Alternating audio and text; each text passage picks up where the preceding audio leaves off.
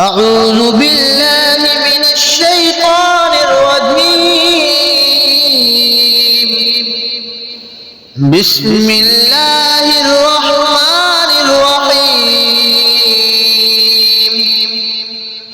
ويسألونك عن المحيض قل هو أذى فاعتزلوا النساء في المحيض ولا تقربوهن حتى يطهرن فإذا تطهرن فأتوهن من حيث أمركم الله إن الله يحب التوابين ويحب المتطهرين.